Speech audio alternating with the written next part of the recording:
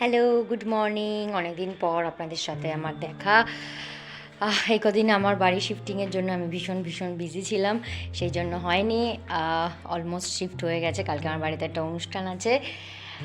অনেক দিন পর ব্লগ শুরু করছি, তার সাথে বাচ্চা সারাক্ষণ তারও আর কি মাথা খারাপের ব্যাপার আর কি।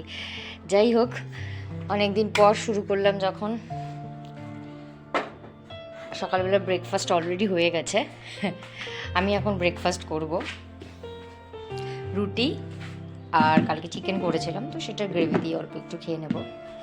সাথে আমার মাম্মা, আপনাদেরকে আমার বাড়ির বাইরেটা চলুন দেখাই। সাথে আমার ছোট্ট মাম্মা। হ্যালো হ্যালো বলো, হ্যালো।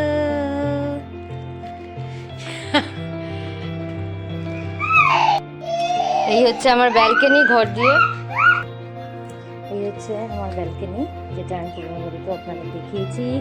এটা এখন আমি যত সাজিয়ে নেওয়া আমার হয়ে গেছে। আর তার সাথে এখানকার বাইরের পরিবেশটা একটু দেখুন।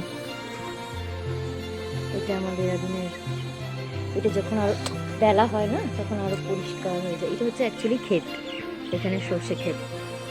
এটা হাতি বানানো। এটা কালকে আমি আগে যেখানে থাকতাম সেই দিদি কালকে আমার বাড়িতে আমাদের হিন্দু পুজো নিয়ে এসেছিলেন, উনি এটা আমার জন্য নিয়ে এসেছিলেন হাতে বানানো পুরোটাই।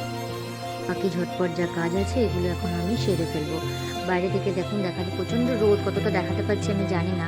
সর্ষে ক্ষেত ওটা, কালকেই ট্রাক্টর চালিয়ে ক্ষেতটা আর কি ইসে করে গেছে, মাটি খুঁড়ে গেছে, এরপরে বীজ বপন করবে। তার সাথে ওয়াশিং মেশিনে জামা কাপড় এগুলো আমি ঝটপট এখন কাঁচা হয়ে গেছে, মেলতে দেবো। কিছুটা স্নান করে এসে বাকিটা সারছি আর কি, কাজ আর শেষ হয় না। যাই হোক, এখানে এসে যে আমার মন খারাপ হয় ওখান থেকে ছেড়ে আসার জন্য একদমই না।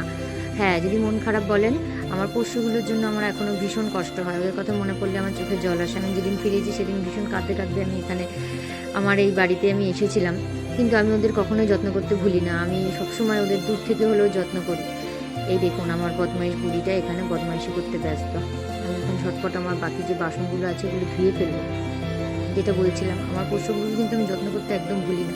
আমার হাজব্যান্ডের হাত দিয়ে আমি ওদের নিয়মিত বিস্কিট, চিকেন, রাইস যা আমার যেরকম আমি খাওয়াতাম আগে ঠিক সেরকমভাবে ওদের আমি খাবার পাঠাই। আমার হাজব্যান্ড কলেজ ফেরত ওদেরকে খাইয়ে বাড়ি ফেরে।